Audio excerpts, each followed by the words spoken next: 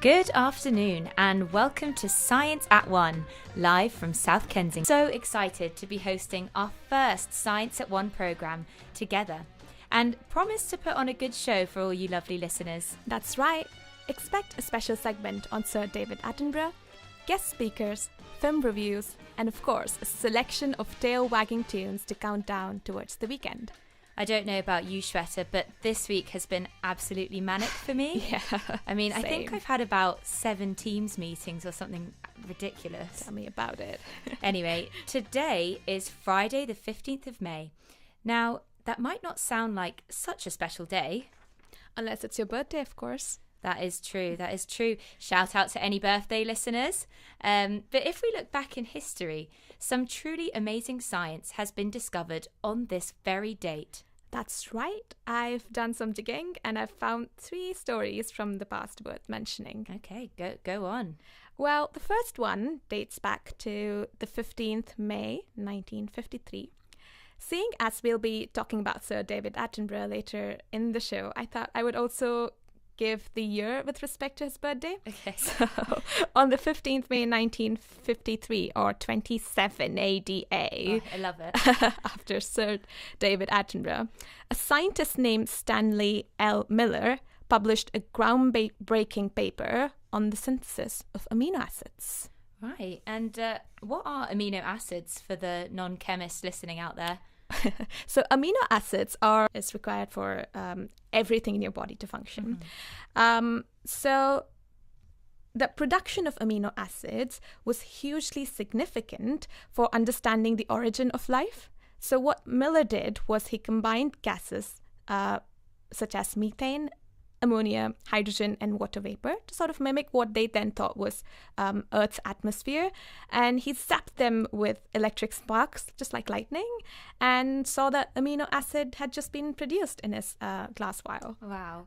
Yeah, it always amazes me how just fundamental studies like this one often just begin as happy accidents. I know. Although some of his results, I must say, have now been contested, but it still started a whole new field of prebiotic chemistry.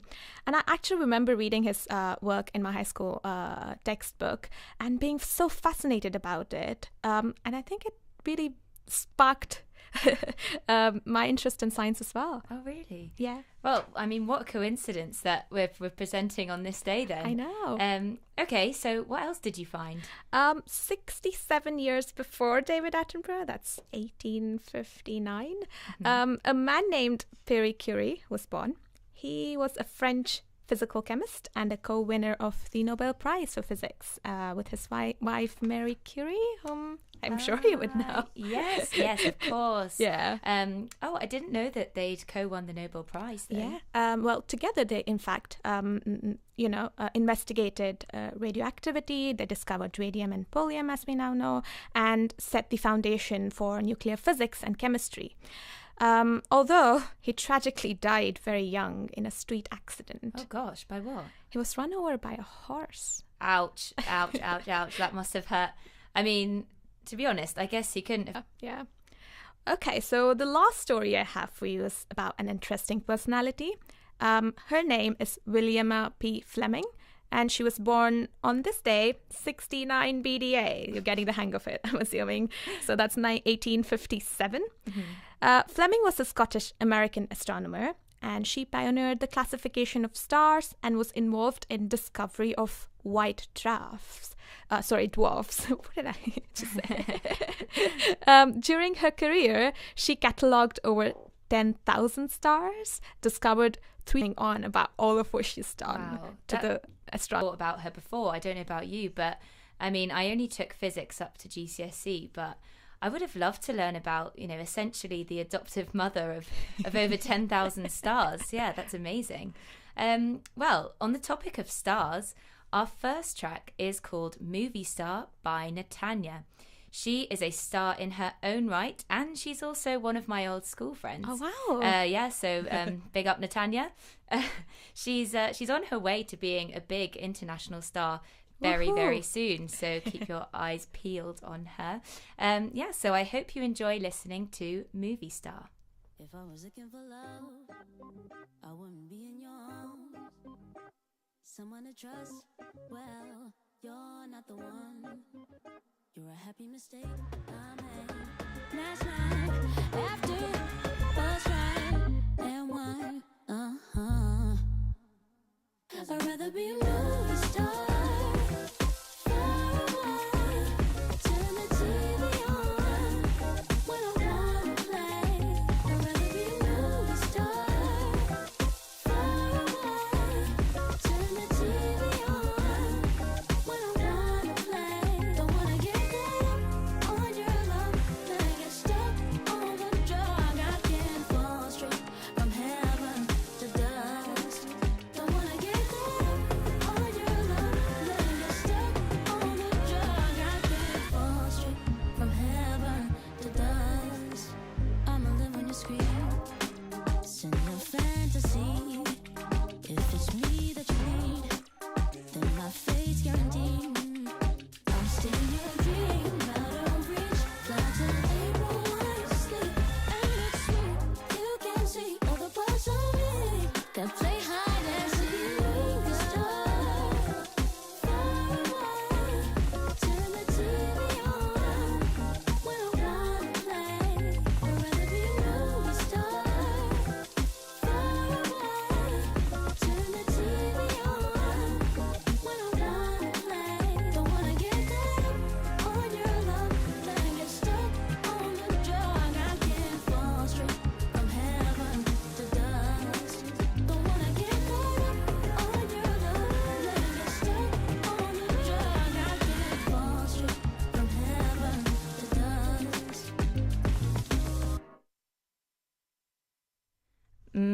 That is such a good song. And if you like that song, I'd recommend that you listen to it and watch the YouTube video. It's really fun. She films it in the tube. A lot of confidence. But yeah, so that was Netanya with Movie Star. On topic of dates, today is a very special day for one of our team members in the studio. Happy birthday, Nana. Happy birthday! Woohoo! Now, it's not every day that you celebrate 100th birthday. That's a bit rude, Shweta. Nana's not that old. Well, no, I'm not talking about Nana. I thought we'd move to the next segment. Oh, right. Okay. Sorry. I'm with you now.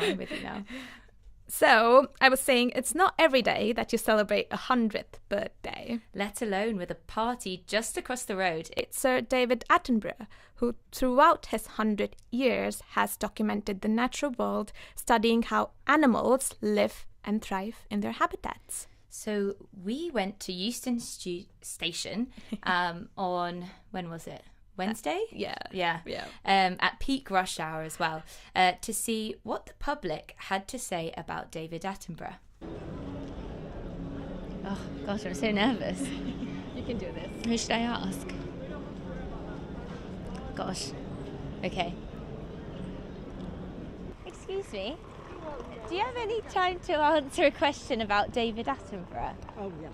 Yes. Okay, so we're science communication students and we're making a little radio programme to honour his 100th birthday. Fabulous. So Magical. He's just... I don't know what to say about him.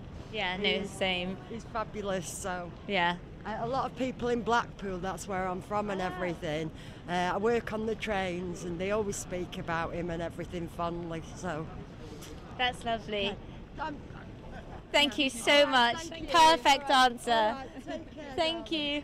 Our hopes were high after meeting this lovely train worker having her lunch in the sunshine.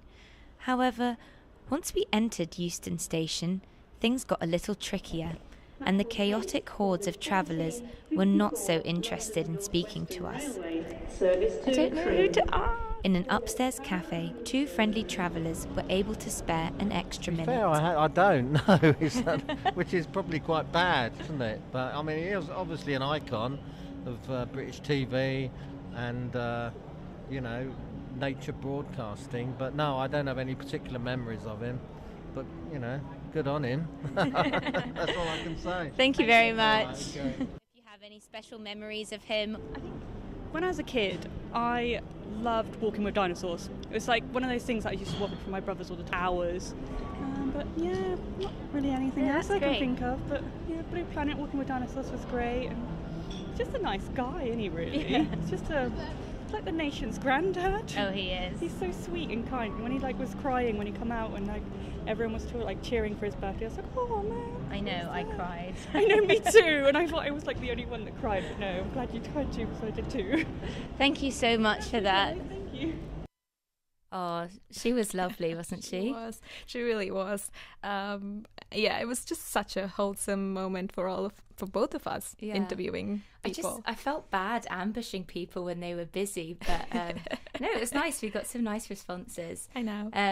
So, I mean, David Attenborough was a journalist, broadcast journalist, before becoming the science communicator that we know him to be today. Mm-hmm. But did you know he was actually rejected from his first ever job application at the BBC? No, I didn't. Yeah, rookie error. Whoever made that decision should have been fired straight away.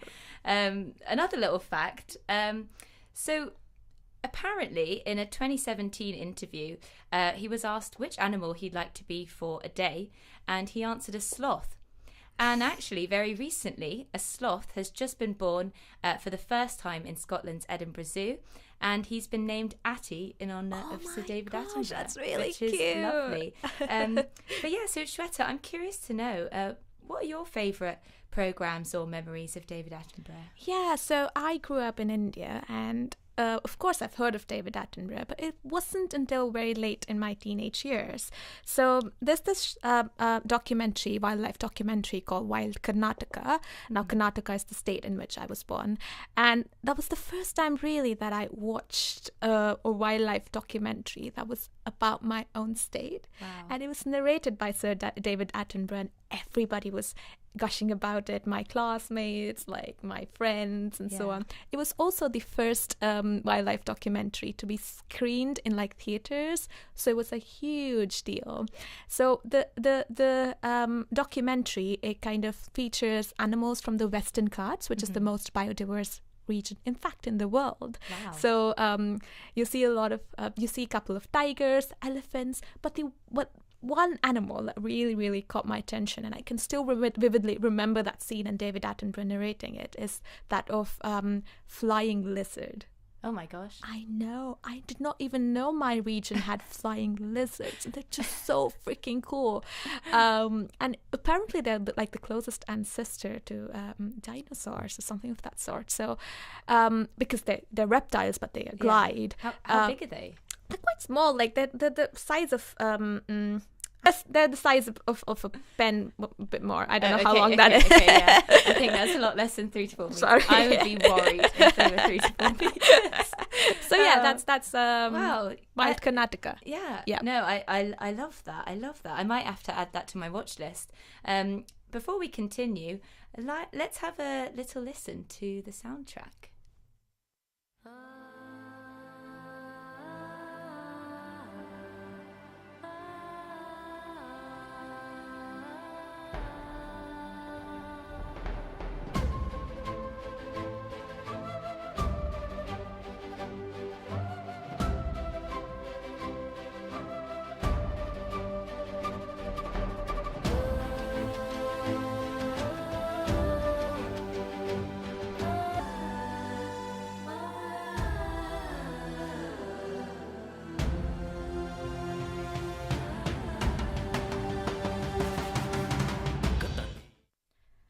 Well, that was really beautiful, isn't it?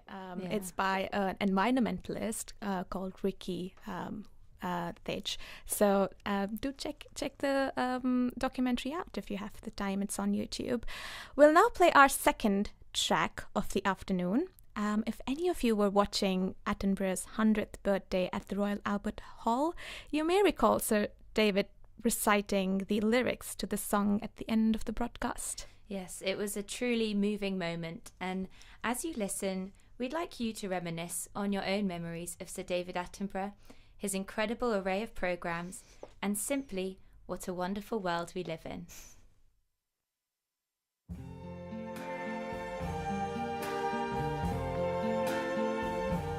I see trees of green, red roses too. I see them bloom think to myself, what a wonderful world.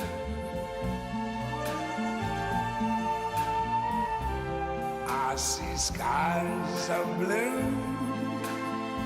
and clouds of white, the bright blessed day, the dark sacred night, and I think to myself, what a wonderful world.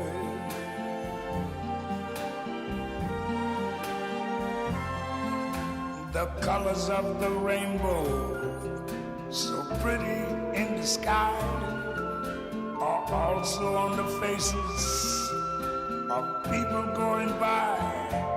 I see friends shaking hands, saying, how do you do? They're really saying, I love you. I hear babies cry. I watch them grow. They'll learn much more than I never knew. And I think to myself, what a wonderful world. Yes, I think to myself,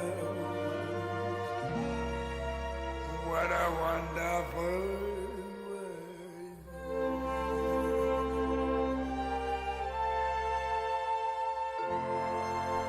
Oh, yeah. That was Louis Armstrong with What a Wonderful World. We've spoken about scientists of the past, a legendary science communicator from the present. Now, it would only be right to talk about the new generation of science communicators. And where better to find them than in our very own SciComm class. For our next segment, we want to shed light on some of the brilliant things our fellow students are doing outside the classroom. So stay tuned, because this week we spoke to Marina about her love of books, science fiction, and whether we preferred Project Hail Mary in book or movie form.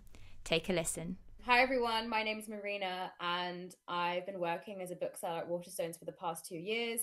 I study science communication, so I really enjoy reading, and especially since taking this course, I've been very interested in science fiction as a way to communicate science with the public. And I also run a sci-fi book club at Imperial. So what role do books play in your life? Well, books are how I prefer to consume media. I quite like static visual media, so I like comics and books. I like being able to control the speed at which I consume media, so that's why I enjoy reading a lot. And how does it sort of relate to communicating science? Do you see that science fiction is something that is important in your practice of doing science communication? I think science fiction is interesting because you also see the public perception of science through science fiction, and especially what science authors write, because they tend to write catered on their personal interests and also what they think the public will find interesting. Publishers, when authors pitch their book, will also be thinking about what the public is going to like. So I think it's really interesting to see how science fiction especially has evolved over time as well. For example, you had a lot of dystopian science fiction in, I would say, like the 1990s, 1980s. And then preceding that, there was a lot of space science fiction. And then now kind of coming back into the 2020s, we're also having sort of a resurgence of space science fiction, and also a lot more feel good and happy feely, because right now, you know, the world's a bit of a mess as people want to feel good about themselves and they like to hear fun stories about science. Did you take the science fiction module? I did. I really enjoyed it. How did that, if it did at all, change your perspective on science fiction? You know, as being a reader, being somebody who works in a bookshop who's promoting and selling science fiction, to then learning about how it's used to communicate about science? I think for me, it made me think more about science contextually. For example, as I just spoke about now, like based on what's going on culturally and socially, how that then affects science fiction, because it's kind of driven on like consumer and audience needs, which is something I didn't really think about previously. And for example, now a lot of the times when I recommend science fiction, I usually recommend like, oh, like if you're looking for something that's like kind of feel good or just something that's fun to read, I'd recommend this. Thank you so much, Marina. On that note, do you have some book recommendations for our listeners who may be interested in science fiction books?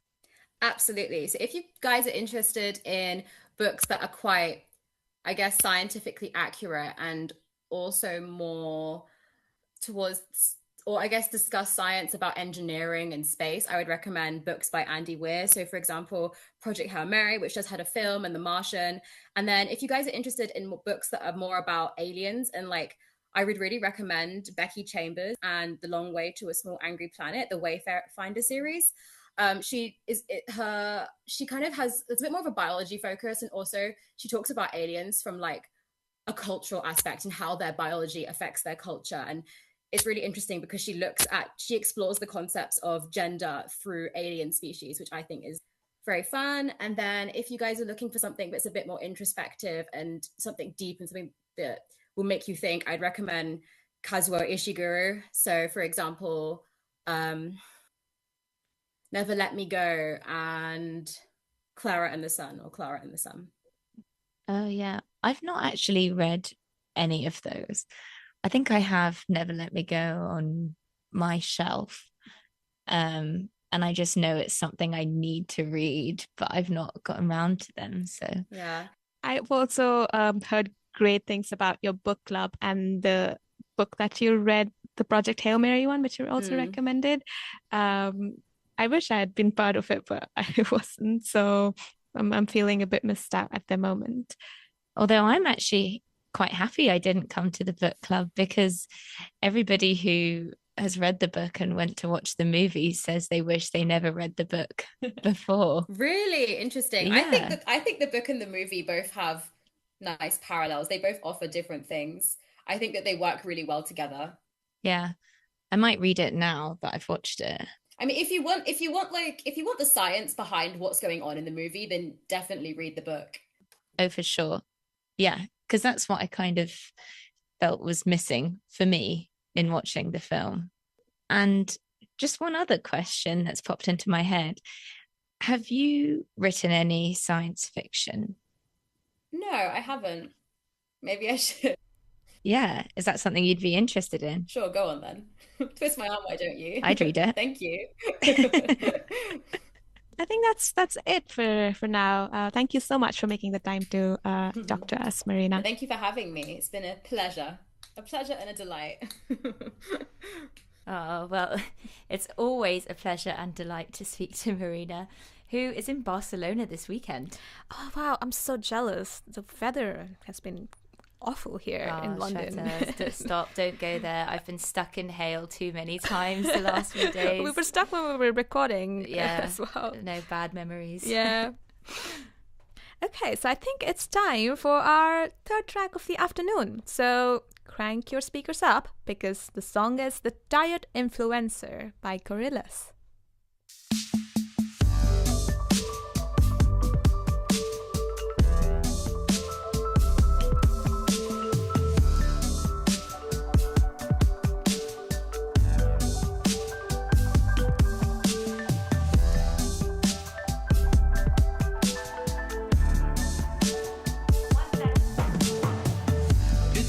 Screen world where white blooms above the city, catch sunrise and the freeway glows, perfumed with Palo Santo. Early flights touch down every day, but tired influencer, you're sleeping deep, waiting for an answer. Got a press on, brown eyes. I always keep you close beside me. Building trees, sense away.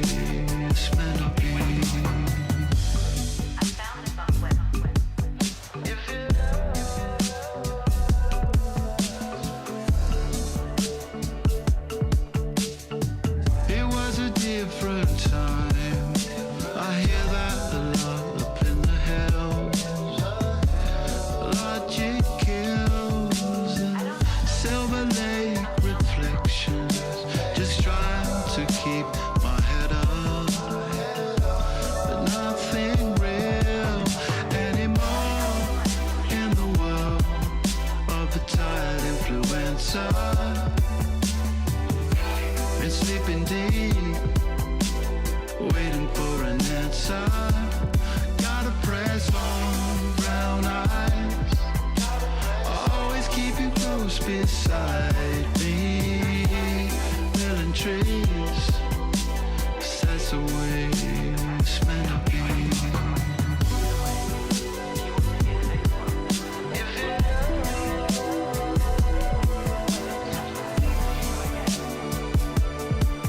Is it meant to be?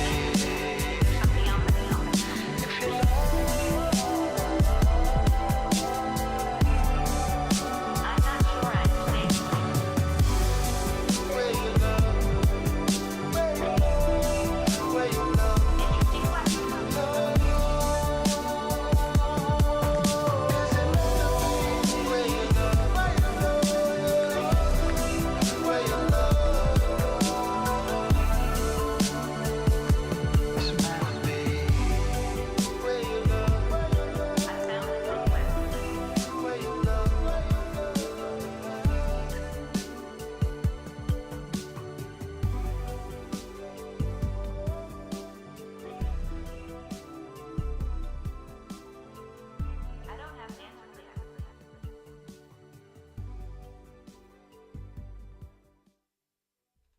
And that was The Tired Influencer by the Gorillaz. So we're on the theme of science fiction, with Marina talking about her obsession with science fiction books. But we now have Daniel, who's our classmate, talking Hello. about... Hello, Daniel. So you're talking about a science fiction film. Now, I must confess, I haven't watched it. Oh, you're missing out. I would love to know what I'm missing out on. So you've got Limitless, Yes. which came out in 2011, and if I've got my math right, David Attenborough was 85. That sounds about right, yes. So yeah, go on, tell us about the film. Yeah, no problem. So Limitless is a story about a man called Eddie who's got writer's block, and he's played by the actor Bradley Cooper. And in the story, he stumbles across a drug that gives him immense mental capabilities. This drug called NZT48 doesn't exist in real life. I know, it's it's a shame. But it's because in the film the science has shown that since then this has become a myth. We don't use 20% of our brains. In fact, within 24 hours, we use so many different areas of a brain that in the day we probably do use 100%. But what we don't do is use 100% of our brain all the time. Mm-hmm. Because if we did, it would just be annoying. Like, your brain blocks out so much sensory input that you'd be hearing yourself breathe, hearing yourself chew, hearing all sorts, and it would just be really annoying. Does he hear those things in the film? No, instead, I think the film it picks up on it at bits and pieces, but it's more showing like this golden light when he actually takes the drug, and his eyes turn a sparkling blue, and he just suddenly goes from being really sad He's got to being really sparkling blue happy. eyes anyway, doesn't Yeah, he? I know. They might have taken that off Twilight, but I'm not certain. Yeah, I'll have to come back to you on that.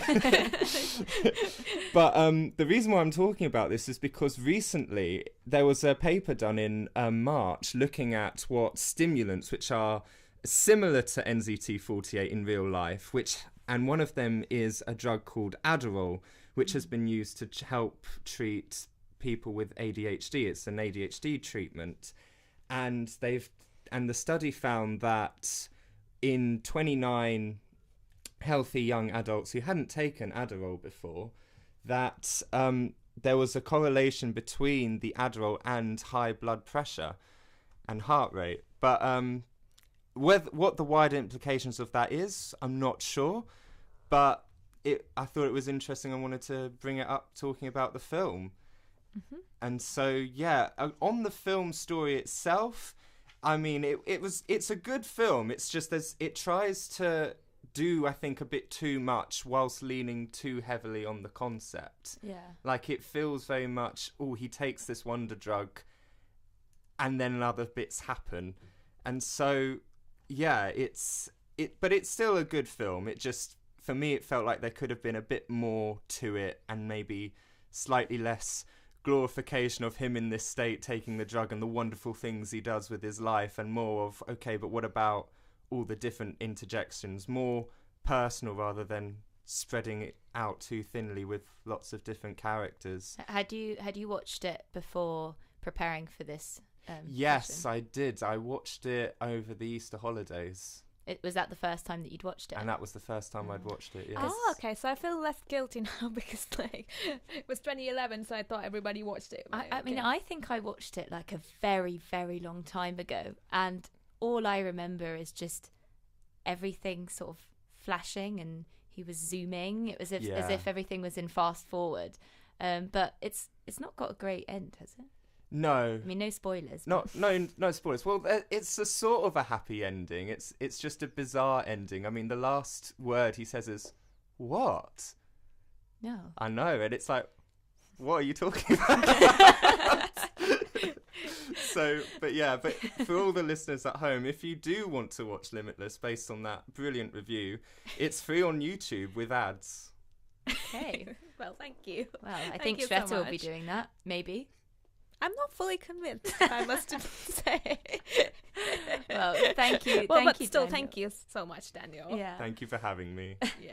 And, on the Hollywood theme, we have our next track, Girls on Film by Duran Duran.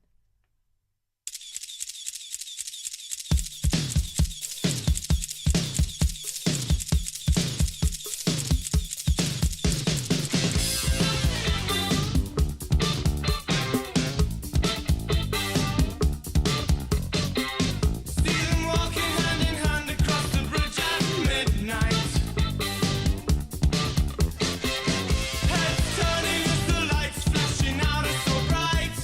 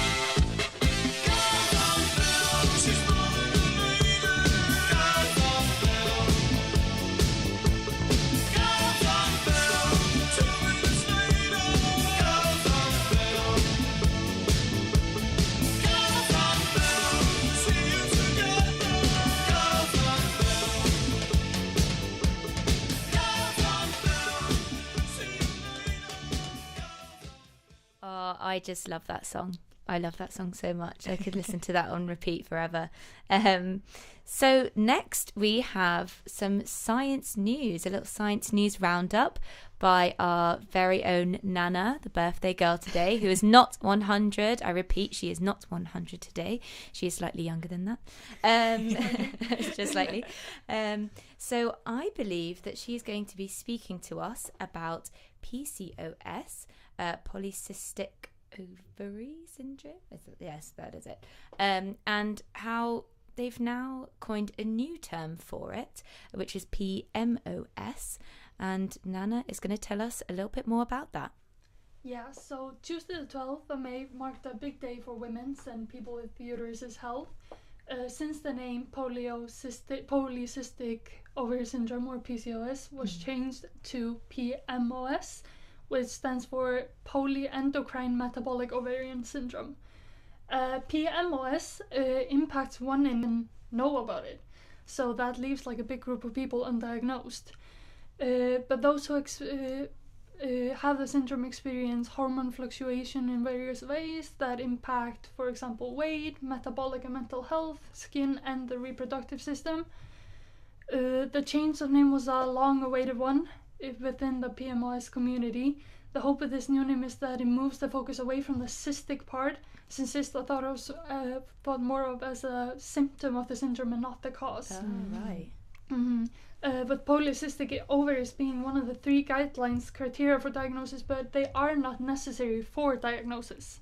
So does that mean that, okay, so you could have polycystic ovary syndrome without having any polycystic ovaries? Oh yeah. gosh, that's a big error. Mm-hmm. And also it's thought to be maybe a bit stigmatizing, because the focus so far has been a lot on fertility. Like I know about women who like go to the doctor's office and they say, oh, you might have PCOS, as it was. So are you going to have a child like tomorrow? Please, thank you, because it could be a problem later on.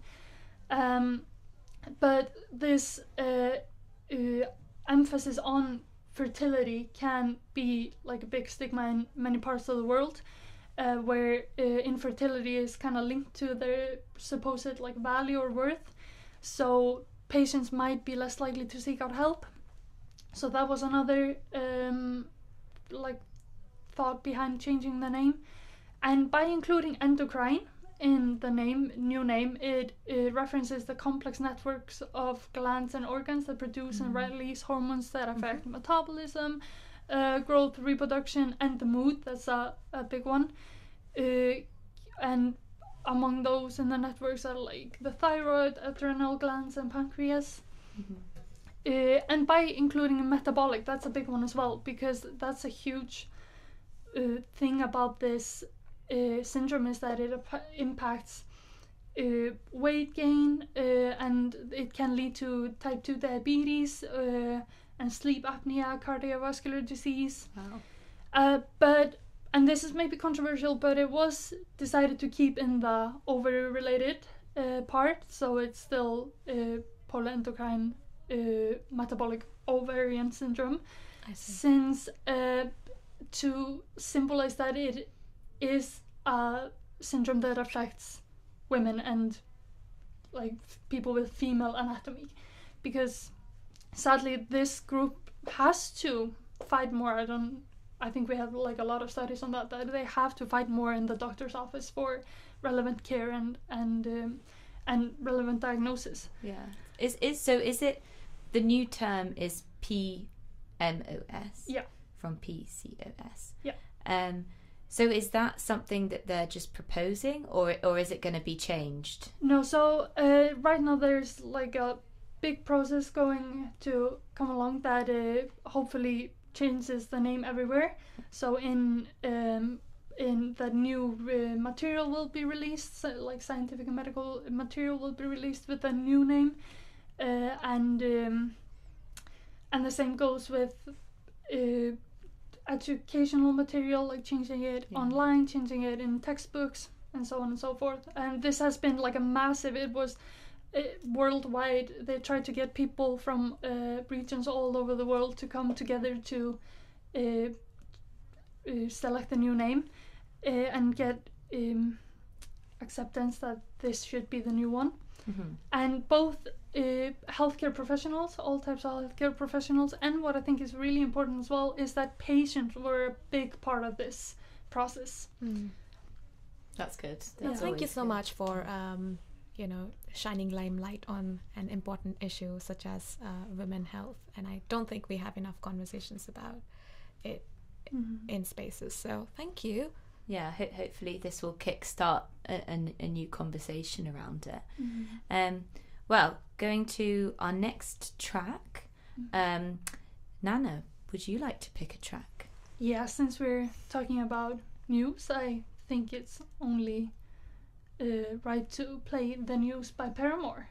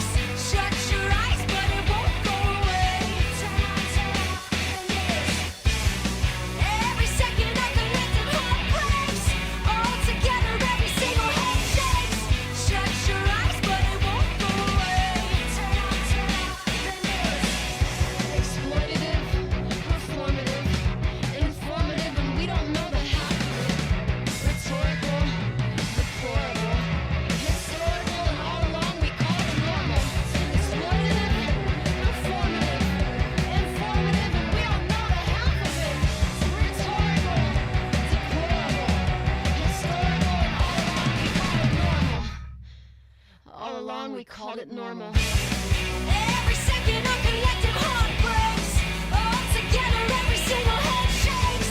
Shut your eyes, but it won't go away. Every second of collective heartbreaks, all together every single head shakes. Shut your eyes, but it won't go away.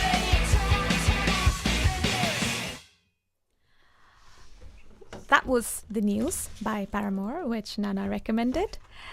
With that, we're coming to the end of today's show, really. We're close to 50-minute mark. So quick. I'm impressed by all the music we played today. On that note, I have a question for you, Sophia.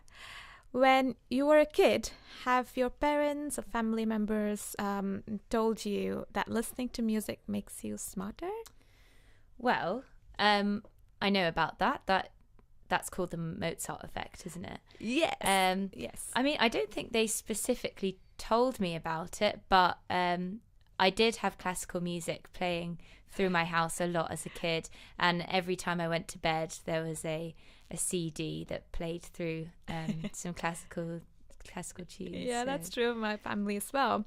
And I found the original OG psychological experiment that researchers conducted to see whether listening to Mozart specifically makes an individual smarter. And this is from 1998, and I can't do my math anymore, so I don't know the David Attenborough years. So researchers in this very classic experiment now recruited about 30 adults, and they asked 1/3 of them to listen to Mozart. This is Sonata for 2 pianos. They asked another third to just listen to relaxation music, and the final third to just sit in silence. And then they performed a standard IQ test, which was just like folding papers or cutting papers and doing pen paper maze. And they found that those who listened to Mozart, that is the classical music, did slightly better in the tests, but that only lasted for 10-15 minutes after they'd listened to music. So this is where they based the Mozart effect from? This is exactly where they based. So this study is where the Mozart effect eventually was coined as a phrase. So it was actually adults who were listening to Mozart that made them smarter, not actually children? Not children, although there have been research now that's done on children, and there are more nuances that have come forth. But the evidence for listening to classical music making someone smarter isn't very, very strong and clear, to be fair. I mean, it definitely makes you feel. Our contributors, Daniel and Nana, to share both of their favourite pieces of classical music, and maybe us hosts will also share some as well. So, Daniel, what have you got? So I've selected by Ludovico Einaudi, I Giorni. It means the days in Italian, and it's a very peaceful, lamentatious piece of music that for me is a piece about friendship. Well, it evokes feelings of friendship for me. That's lovely. Okay, let's have a listen.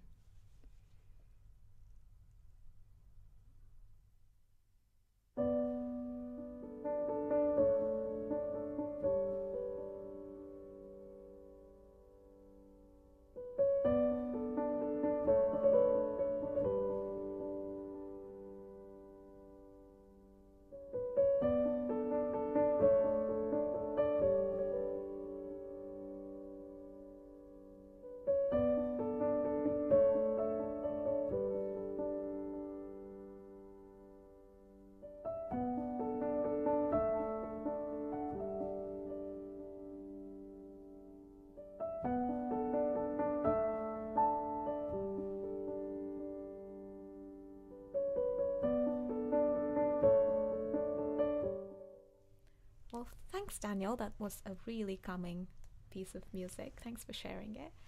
With that, Nana. It's me, actually, to share my bit. So I have chosen an Indian classical music piece, which I listened to growing up. It's called Vatapi Ganapatim. And this is also a song that I've learned. This is the first ever song that I also learned to sing as well. So it's a very special one. So we'll hear a clip of the piece now.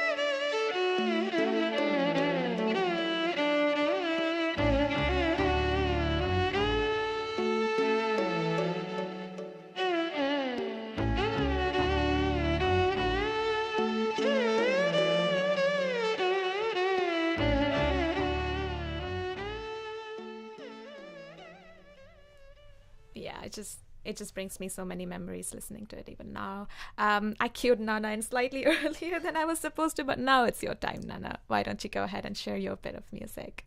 Yeah, so I think my favorite piece of classical music now is Rachmaninoff's second piano concert, especially the second part. and I came across it in a Glee show actually, but they did not play that piece. They played All by Myself, and Rachmaninoff was credited. And I thought, why the hell is Rachmaninoff credited here? And apparently the melody in All by Myself is so similar that the people who own the right to the other one sued, and now every time you play All by Myself you have to credit Rachmaninoff. Oh my gosh. So we can listen to the part where you can maybe best hear that.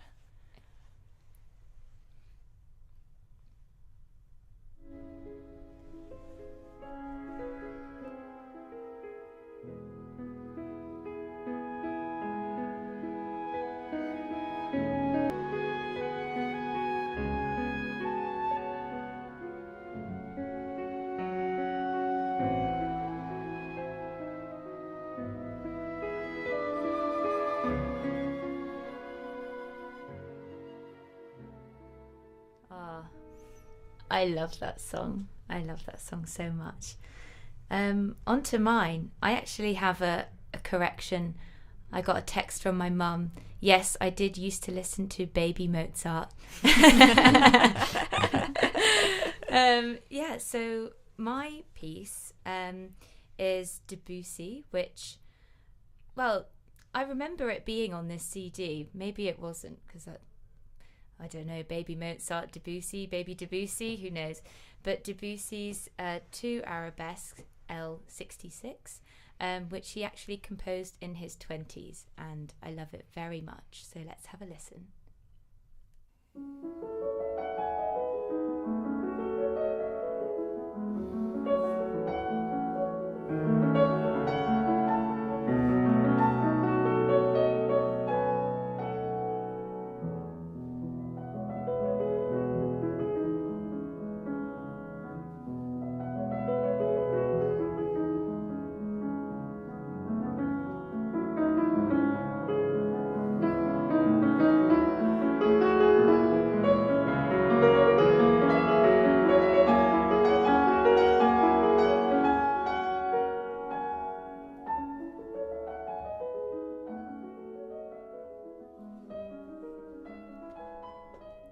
Wow, I could just keep listening to it forever, but we sadly have to close end our show. So that's it from us today. I hope you all enjoyed listening to all lovely music in the end, but also all the tidbits of science that we brought to you today. Yes, and thank you to all of our contributors.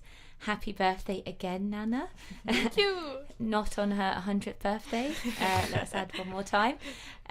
It's been really great speaking to all of you here in the studio. We'll be back in 2 weeks. Our group will be here at Science at 1. You can also tune in next Friday to our other classmates who will be taking over.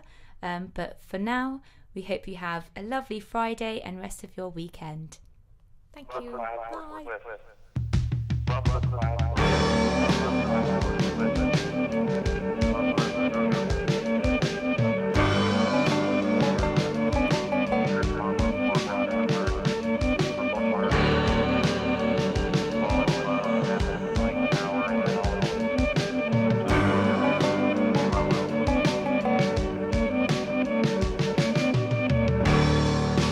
Where'd all the time go? It's starting to fly.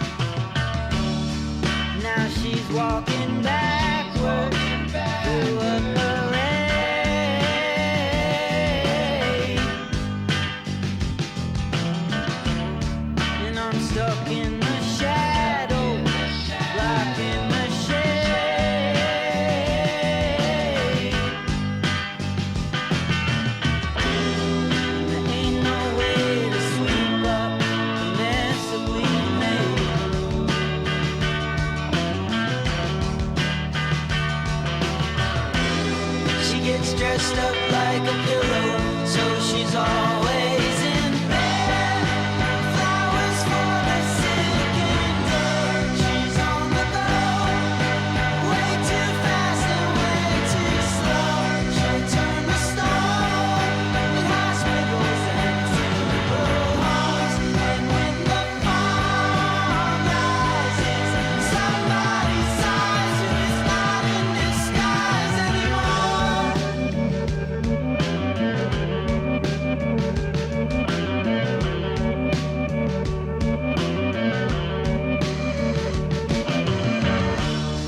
There's nothing to keep you from falling in love.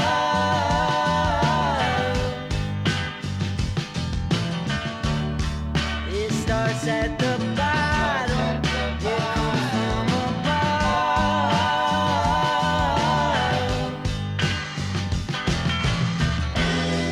Like pieces of a puzzle, like a hand in a glove.